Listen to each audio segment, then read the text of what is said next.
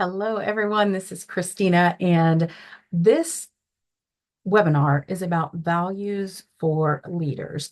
And one of our core philosophies that I teach is we are people of value, adding value to other people. That is what my mentor, John Maxwell, says all the time. And I'm really excited to bring this lecture to you. This is all about why values matter when we're trying to be a heart-centered, belonging-centered leader, and what you can do to identify your values.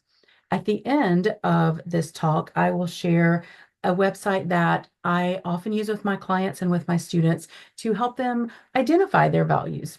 Oftentimes, as adults, what we find is we have adopted the values of our family of origin, or perhaps the religion we grew up in, or perhaps the community or culture that we grew up in. We adapted those because they were downloaded to us as little kids. But as we grow to be adults, sometimes some of those values are just a little bit different. That was true for me as I grew into being an adult and, just kind of developing my own life, my own vision, my own goals, my own purpose. And so that's really why I'm delivering this talk to you today. And no matter when you are listening to this, I would welcome outreach if you want to talk about your values, if you want to kind of dig through, if you want to do a coaching session on helping you to identify your values, I would welcome you, friend, to do that. Okay, so let's take a look at some of the information that I've prepared for us here. I want to start off with this quote that I just love from Mahatma Gandhi. And it says, keep your thoughts positive because your thoughts become words. Keep your words positive because your words become behaviors. Keep your behavior positive because your behavior becomes your habits. And keep your habits positive because your habits become your values. Keep your values positive because your values become your destiny. And so as we look at that, we definitely want to make sure that we identify our values. I often tell my clients, your values are like the filter through which you can make decisions. And we'll learn about that a little bit as we go throughout the talk here today. So as a heart-centered leader, an unconditional leader, your guiding principles are your values. They shape the way that you interact with others, the way you make decisions, and the way that you inspire and take action on change. But when you lead from the heart, knowing your values is not just enough. It's actually essential. It's critical, I would say. For heart-centered leaders, values serve as a moral compass. They guide every one of our decisions and every one of our interactions. So whether you're leading yourself, whether you're leading a team, a project, or a community, being deeply connected to your values actually magnifies and amplifies the positive impact that you can have. So we're going to look at a few ways that values impact our heart-centered leadership. So let's take a look at number one. Our values shape our leadership. We are heart-centered, belonging-centered, authentic leaders. When you know your values, you bring a certain authenticity to your leadership style. Heart-centered leaders prioritize integrity, empathy, transparency, but these qualities, they just mean a little bit if they're not rooted in your personal truth. When you lead authentically, you create trust and you also inspire others to do the very same thing. Your team members, your peers, your colleagues, and even your followers will see consistency between what you say and what you do. This strengthens their respect and their confidence in your leadership. We can all think of that person who says one thing and does another. We don't trust them, right? We don't see them as authentic leaders. So when we're thinking about our work as heart-centered leaders, we want to make sure that we have that authenticity and we've identified our values clearly. Next up, we are going to look at values create a moral compass. So in life, we're at point A, we're going to point B, right? Well, our values actually help us navigate all those journeys that we take as a leader. In challenging situations, your values actually become your guide for your actions and your decisions. Like I said earlier, they're those filters for you. When you're faced with difficult choices or even ethical dilemmas, a really clear understanding and a rooting in your values helps you make decisions that are aligned with your purpose, aligned with your principles, rather than external pressures. So if you know who you are, you're going to be much less likely to cave to those external pressures, peer pressure, company pressure, institutional pressure. There's all kinds of pressure. This commitment to integrity not only helps you maintain your personal ethics, but it also sets a really powerful example for those around you. Remember, leadership is influence, nothing more, nothing less. And having a really strong moral compass is a great way to help influence other people in a positive way. When people see that you consistently act according to your values, they're more likely to trust and respect you as a leader. And remember, leaders have to have followers. People don't follow folks who don't have a strong moral compass and strong values. Next up, we're going to talk about how values foster deeper connection. Now, heart-centered leaders, we place a really high value on connection and community. We talked about this a lot in different areas of the community. We're about building connection, building community, and of course, building belonging as we go through building those two. Knowing our values helps us to relate to others in a way that is grounded and sincere. When people see that your leadership is rooted in shared principles like respect, compassion, inclusivity, they're more likely to feel connected to you and to the mission. This sense of connection cultivates loyalty, it boosts team morale, and it encourages open and honest communication within the group. Now, as you build that connection in that community, especially with a connection, if you're being authentic, people develop what I call the know, like, and trust factor. We can all think of people that we know, we like them, and we trust them. And that's because they are consistent in their actions, they're consistent in their words, and they're consistent in their values.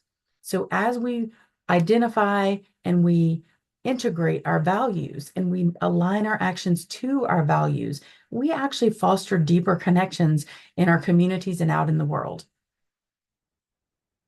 Next up, we're going to talk about connecting the heart, the mind, and the mission.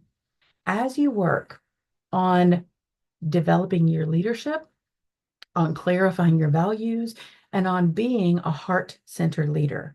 What you'll notice is you have this ability to get people at their heart and their mind, and you kind of connect those two. When we connect our heart and our mind, and we're focused on the vision, maybe your vision is helping youth read. Maybe your vision is empowering women. Maybe your vision is offering some service to your community. When we connect the heart and the mind, then we can move forward on whatever the mission is. If the heart and the mind are out of alignment when it comes to those values, then we have issues, we have struggles, and we have challenges that we need to navigate. So connecting the heart, the mind, and the values all with the mission is this beautiful way to move forward. Next up, we're going to look at how values support resilience and growth. So leadership is definitely a journey. It is not, you never arrive in leadership. Sorry to tell you all that. It is a never-ending journey. It's always about growth. It's always about next leveling or up leveling yourself. Heart-centered leaders know that this growth is an ongoing process. We just expect that. We're going to learn something and then we're going to grow. And then we're going to learn something and we're going to grow a little bit. And with that growth, sometimes comes growing pains.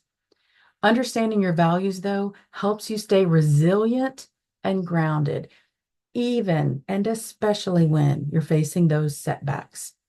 When you lead from a place of purpose and alignment With your values, challenges become opportunities for learning and for strengthening your leadership.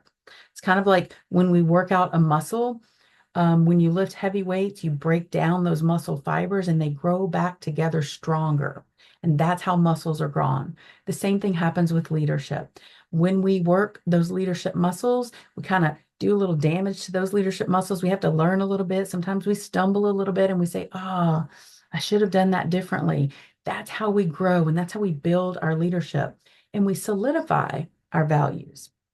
Our values act as an anchor and they help us navigate uncertainty and bounce back with clarity and strength. So even if we mess up a little bit, we can look back at our values and say, "Oh yeah, I remember I wanted to be more of this value in this situation." And you can think about how you can do that next time. And then, of course, we want to look at how values drive vision and impact. So as a heart-centered leader, we often are driven by a vision. We want to create some kind of meaningful, positive change in our world. But when we stay aligned with our values, we gain the clarity and the motivation that we need to make a lasting impact. So when our goals and our actions align with what we truly believe, then we can inspire others. They kind of rally around our mission. And this ripple effect of value-centered leadership helps build a legacy that goes way beyond our individual success. It creates a lasting positive impact on the people and the communities that you serve. So you can see the little person down on the bottom right of this slide, they have their hand over their heart. That's really about the impact that us aligning with our values can have. And being a heart-centered leader really means leading with compassion, authenticity, and purpose. Knowing your values is the foundation for this kind of leadership. I can't tell you what your values are. You get to identify those. And next up, I'm going to walk you through how to identify your values. There's a really cool website that I use with many of my clients, many of my students. And, what I would encourage you first is either open up a document on your computer or get out a notepad and write down what you think your values are. Maybe you have a value of honesty. Maybe you follow the heart-centered leadership values already. And that's honesty, encouragement, accountability, relationships, and transparency. Maybe you already follow those. So take just a few minutes as a pre-activity and write down what you think your values are. After you've done that, step 2 is going to be check out this free values assessment. Now, I do not own this website that I'm going to refer you to. I just use it with a lot of my students, a lot of my clients. And I've used it for years.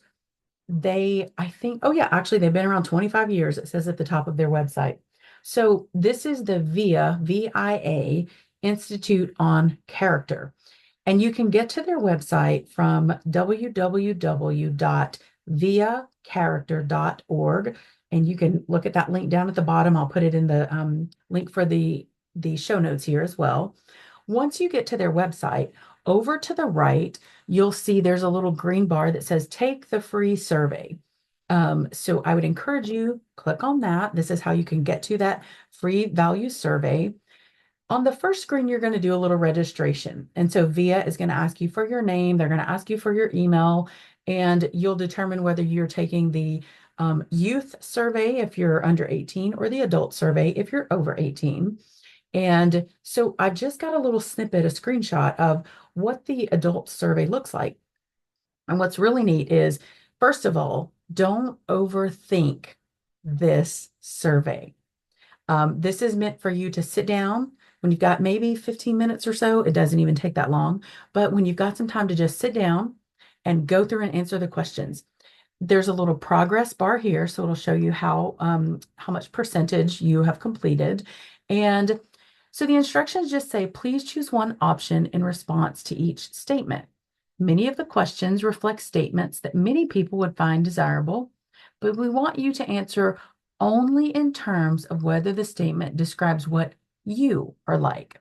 So think about you when nobody's around. You're not trying to please anyone. You're not trying to impress anyone. This is just when it's you and the person in the mirror. And it also encourages you, please be honest and accurate. We cannot rank your strengths until you answer all of the questions. And so, as you're answering these questions, there are five little sections: very much like me, neutral, unlike me, or very much unlike me. I'm going to share a little bit of Christina's personal opinion on neutral. Um, Please do not use neutral as kind of like a cop out where you don't really want to answer. If you need to use neutral, if you truly are neutral on something, then choose neutral. But if the answer is really unlike me or very much unlike me, or like me or very much like me, make sure that you choose that. That's going to give you the most accurate values survey at the end, or values responses at the end of the survey.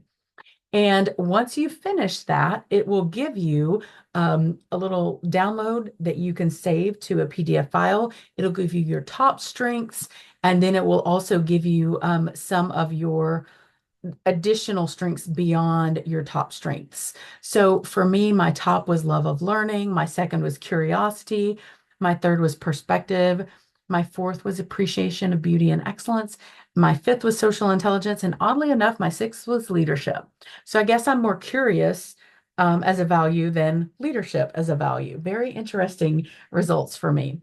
So if you want more info after you've done this values assessment, I invite you come over to my website. You can sign up for a test drive coaching call, which is just a free 30-minute call where you and I can talk about basically anything. If you want to talk about your value survey, if you want to talk about life goals, relationship goals, career goals, health goals, anything, we can chat about that. Then I also offer one-on-one coaching if you're interested in kind of continuing that relationship and having additional support. Or you can join our next mastermind coaching group.